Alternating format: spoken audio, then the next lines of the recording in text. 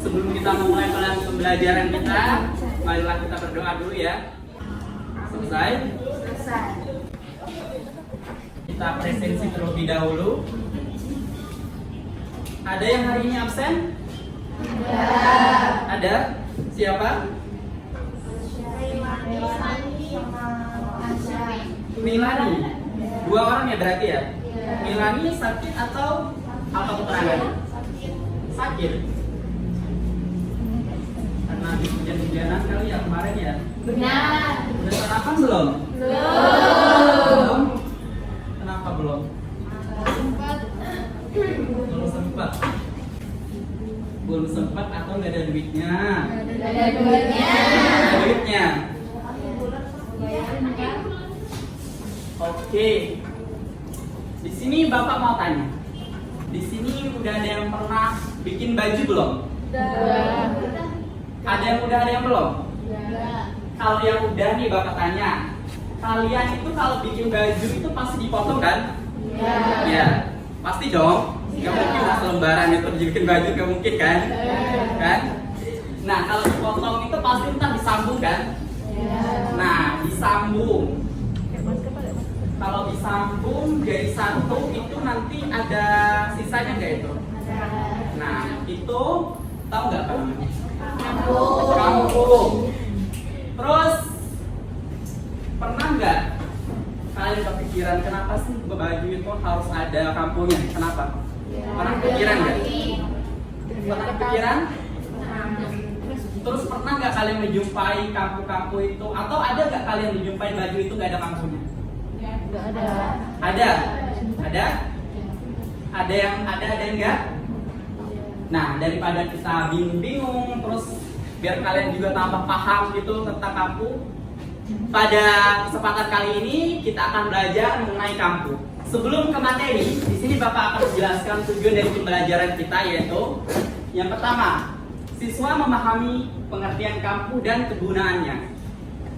Yang kedua, siswa mengetahui macam-macam kampung, ciri-ciri dan kegunaan setiap macam kampung. Oke. Yang ketiga, siswa mampu menganalisis jenis kampung yang cocok digunakan dalam satu busana. Ada pertanyaan? Belum ya? Belum dikasih materi soalnya Pak.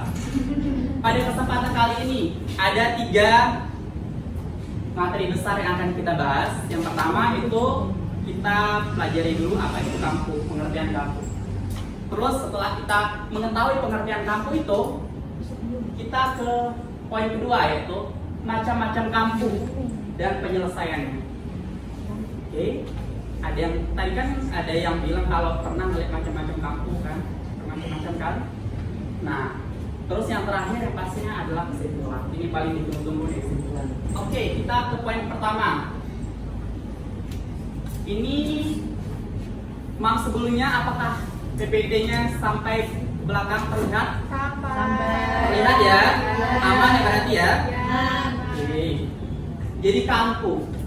Yang kutip dari Ernawati dan kawan-kawan, di bukunya menjelaskan bahwa kampung digunakan untuk menyatukan bagian-bagian dari potongan kain yang kita potong tadi, kita satukan pada pembuatan busana, misalkan menyatukan bahu muka dengan bahu belakang, sisi kiri, sisi kanan badan, kemudian yang memiliki sisa sambungan. Nah, sisa sambungannya itu yang disebut kampung. Jadi menurut Ibu Ernawati ini, kita tarik lagi kesimpulan dulu. Jadi dapat kita simpulkan, intinya itu yaitu kampung merupakan bagian sisa dari bahan, dari bahan yang letaknya di luar garis pola atau tanda jahitan. Jadi kan kalau kalian bikin pola itu kan kalian rader kan. Nah, kalau kampungnya itu sisa kelebihan itu bukan di dalam. Kalau kalian di dalamnya itu nanti baju kalian nggak sesuai atau malah kekecilan. Paham? Di luar garis pola atau tanda jahitan berguna untuk menyambung potongan pada busana atau lena rumah tangga yang lebarnya disesuaikan dengan kebutuhan. Di sini ada lena rumah tangga. Tahu nggak apa itu lena rumah tangga? Nggak tahu? Kalian tahu tutup kulkas? Tutup dispenser? Nah, itu namanya lemah rumah tangga atau bahan rumah tangga yang terbuat dari kayu. Paham? Kemudian ada poin penting di sini. Setiap ujung kampu harus disetik kunci atau dimatikan setikannya. Tahu nggak kenapa? Jadi kan kalau kalian jahit tuh, itu harus dikunci di ujungnya. Biar nggak copot. Jadi kan apalagi kalian kan aktif gerak tuh. Misal gini, malah selesai.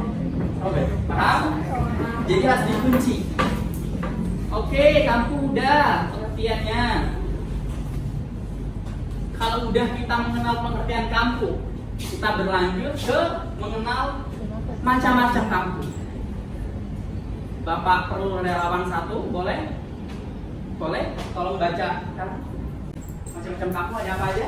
Macam-macam kampu, yang pertama kampu terbuka, kedua kampu tertutup, ketiga kampu garing, keempat kampu dinding, kelima kampu sarung, keenam kampu Prancis, dan ketujuh kampu.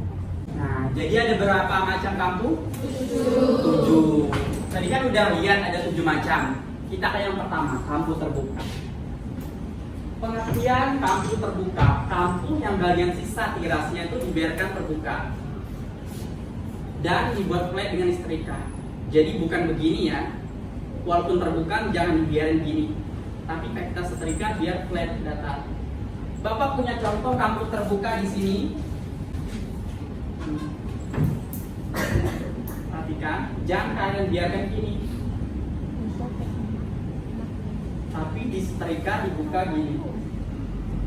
Tahu nggak kenapa alasannya? Misalkan kalau kalian biarkan dia begini, nanti pas dipakai bakal ada kumpul gitu, dan hasilnya nggak rapi, nggak rata. Paham? Kalau di setrika gini kan dia tuh ngikutin ukuran atau bentuknya. Paham? Paham sampai di sini?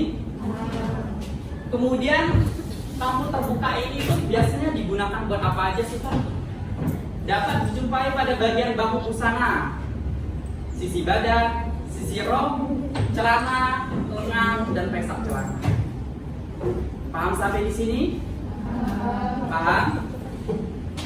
Kemudian karena kita sudah mengetahui kampu terbuka tadi, kampu terbuka ini juga banyak sekali penyelesaiannya, teknik penyelesaiannya. Nah, kampu terbuka ini kan kalau kalian biarkan terbuka aja kan bertiras, nyerabut kan nanti kan, ya enggak? Apalagi untuk bahan-bahan yang mudah nyerabut gitu.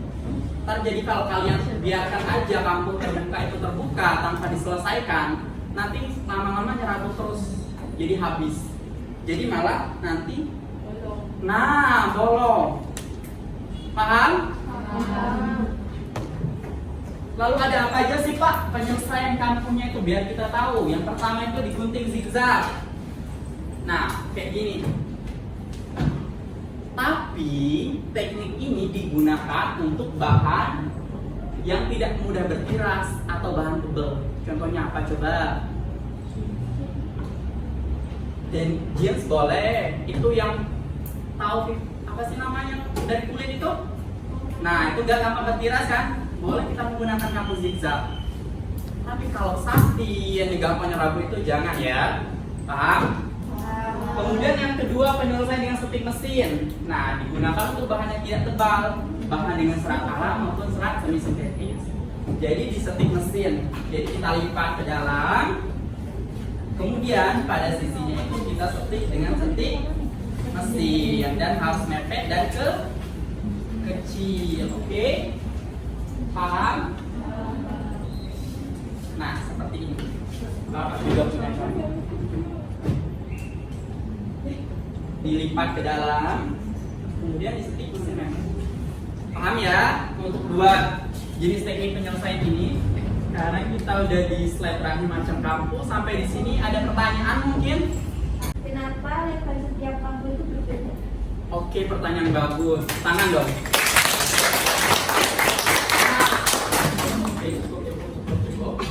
Kenapa lebar setiap kampu itu berbeda-beda?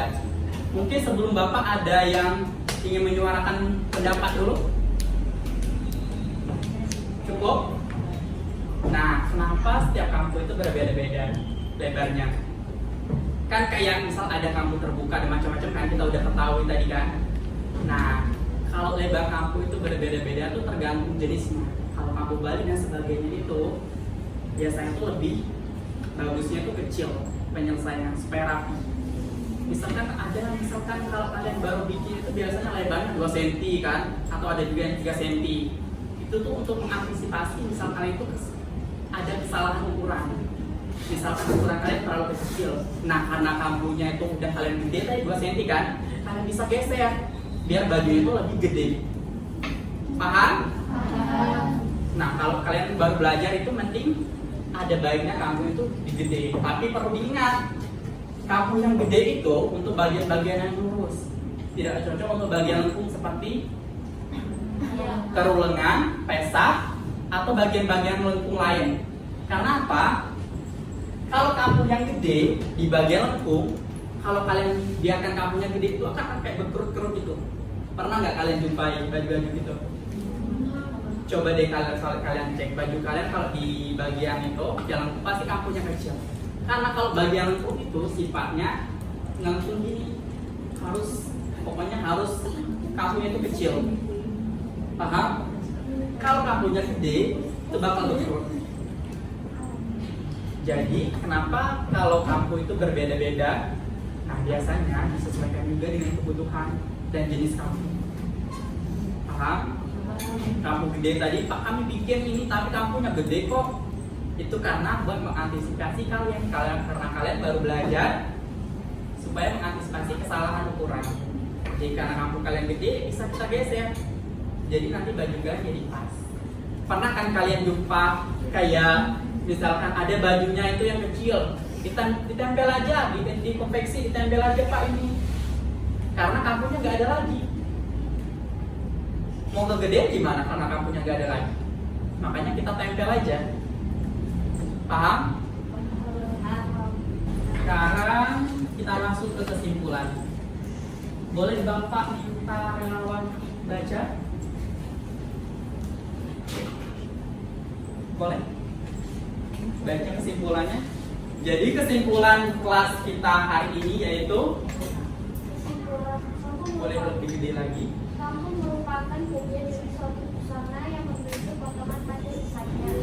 Bahan diskusi kelompok. Yeay. Jadi di sini Bapak ada 3 bahan diskusi kelompok. Ini kedua dan ketiga. Oleh karena itu, Bapak minta kelas ini dibagi 3 kelompok besar. Nanti setiap kelompok dapat 1 materi bahan diskusi. Hasilnya nanti dipresentasikan di depan kelas. Paham? Paham. Jadi untuk kelompoknya langsung saja biar tidak memakan waktu yang lama. Ini kelompok 1 sampai sini kelompok 2, yang belakang kelompok 3. Paham?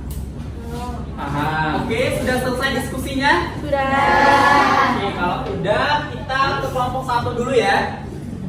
Silakan perwakilan untuk kelompok 1 maju ke depan kelas.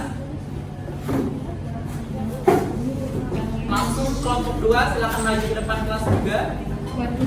Kelompok 3 juga begitu. Silakan ke depan kelas, perwakilan saja ya, biar lebih kondusif. Untuk kelompok 1 udah ada jawabannya kan? Bapak baca ulang. Perhatikan gambar di samping. Menurut kelompok kalian, apakah rok lilit seperti gambar di samping memiliki kampu? Jika iya, kampu apa yang sebaiknya digunakan? Kalau tidak, kenapa? Jawabannya? Rok lilit yang akan digambar tidak memiliki kampu dikarenakan rok lilit tersebut dibuat hanya dengan lilit atau strip kain pada tubuh model atau pemakaian tidak adanya potongan maupun sambungan sehingga tidak ada kampu. Oke, tepuk tangan. Senang sekali ya. Ini kan dari gambar dapat kita lihat nggak ada potongan sambungan kan? Berarti tidak ada kampu. Siapa namanya? Reva. Reva, boleh duduk. Terima kasih Reva. Terima kasih kelompok 1. Tepuk tangan lagi dong. Jadi untuk tugasnya di rumah nih, silakan kerjakan. Pas bel istirahat ya. Silakan dikerjakan Ini nanti Bapak kirimkan melalui WA Group ya. PPT-nya juga nanti Bapak kirimkan melalui WA Group. Silakan dikerjakan dan dikumpulkan untuk pertemuan selanjutnya. Paham? Ada pertanyaan? Kalau tidak ada, mungkin untuk pembelajaran kita hari ini Bapak cukupkan sekian. Oleh karena itu kita tutup dengan doa menurut agama dan kepercayaan masing-masing. Dipersilakan. Tutup. Bapak akhiri. Wassalamualaikum warahmatullahi wabarakatuh. Waalaikumsalam warahmatullahi wabarakatuh. Nanti ketua kelas tolong matikan ya. Matikan siapa? Selamat Siapa siang.